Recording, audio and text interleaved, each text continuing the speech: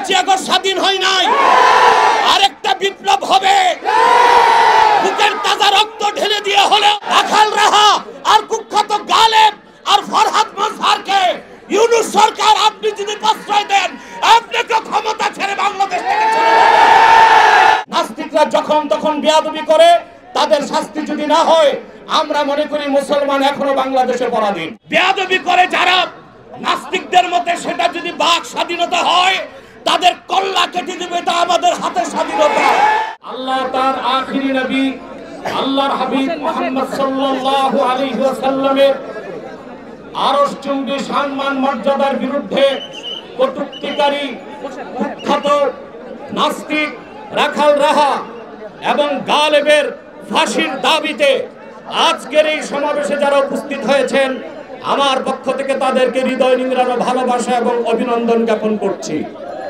সম্মানিত সুদীর্ঘ 15 বছর ফেসিবাদের নায়িকা শেখ হাসিনা বাংলাদেশে আলেম ওলামাকে নির্যাতন করেছে।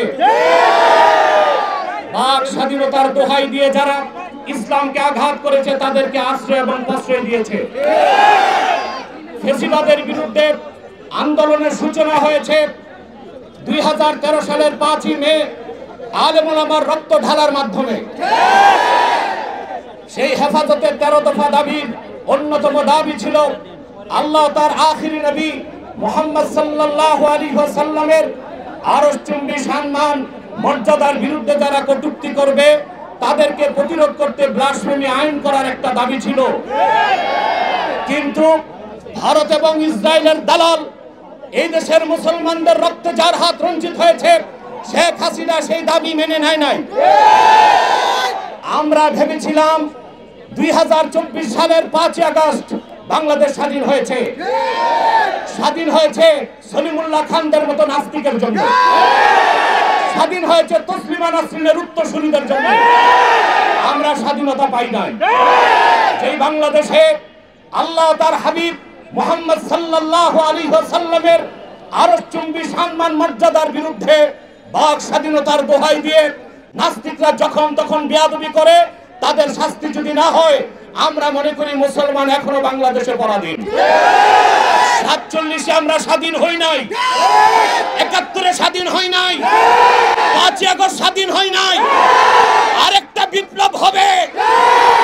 বুকের তাজা রক্ত ঢেলে দিয়ে হলেও বাংলাদেশের মুসলমান আলেম ওলামার নেতৃত্বে জাতীয় সংসদকে দখল করে নাস্তিকদের ফাঁসির রায়কে কার্যকর করব ইনশাআল্লাহ।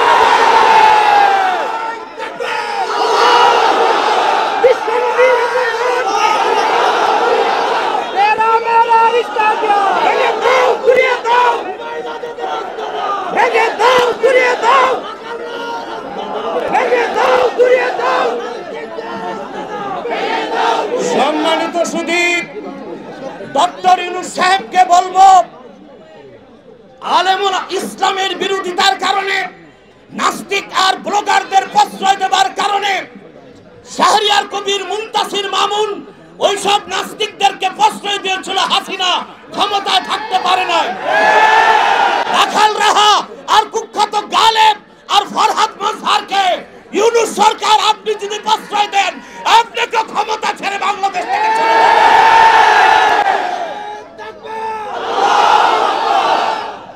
আর মিছিল নয়, এবার শরিয়া আদালতে মুরতাদের শাস্তি, ফাঁসি নিজ হাতে আমরা কার্যকর করব। যদি আল্লাহ তার হাবিব সাল্লাল্লাহু আলাইহি ওয়াসাল্লামের বিরুদ্ধে বেয়াদবি করে যারা নাস্তিকদের মতে সেটা যদি বাক স্বাধীনতা হয়, তাদের কল্লা কেটে দিবে, এটা আমাদের হাতে স্বাধীনতা। প্রিয় ভাইরা, আমি বলবো হেফাজতে ইসলামের শীর্ষ নেতৃবৃন্দকে, আপনাদের যাত্রা হয়েছে শহীদ কাফেলার মাধ্যমে, আপনারা চূড়ান্ত প্রস্তুতি দিতে হবে। কুখ্যাত রাখাল রাহা গালেবকে গ্রেফতার করে ফাঁসি কাস্টে ঝুলাতে হবে। তাসলিমার কোন বই বাংলাদেশে চলবে না।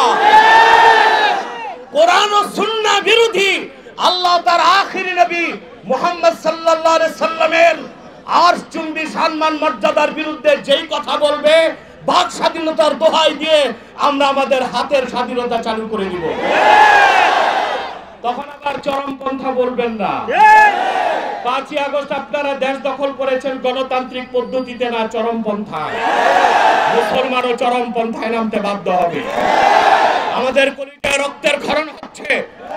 রাখাল রাহা আর কুখ্যাত সোহেল গালেবের খুঁটির জোর কোথায় জানতে চান?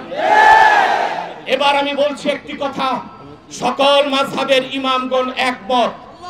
قد انعقد الإجماع على أن من سب الله ورسوله صلى الله عليه وسلم يكفر ويقتل ولا تقبل توبة। আল্লাহ তার আখিরি নবী মুহাম্মদ সাল্লাল্লাহু আলাইহি সাল্লামের আরশচুম্বী সম্মান মর্যাদার বিরুদ্ধে যদি কেউ বক্তব্য দেয়, সে কাফের বলে ঘোষিত হবে, আর তার একমাত্র শাস্তি মৃত্যুদণ্ড, তার তওবা গ্রহণ করা হবে না। আপনারা প্রস্তুত আছেন? ওলামায়ে কেরাম যদি ডাক দেয়, আবার বাংলাদেশে আরেকটি বিপ্লবের ডাক যদি আসে, কারা কারা প্রস্তুত আছেন? আমার ভাইরা, কয়েক মিনিট পরে মিছিল বের হবে। এই মিছিলে প্রত্যেক কদমে 700 নেকি পাবেন। মিছিল ছাড়া কেউ বাড়ি যাবেন না। আজকে দাবি করছি সরকারকে, রাখাল রাহা গালেবের ফাঁসি চাই, গ্রেফতার চাই। এরপরে আর দাবি নয়, অ্যাকশন হবে, ডাইরেক্ট অ্যাকশন। আখির দাওয়ানা আলহামদুলিল্লাহি রাব্বিল আলামিন।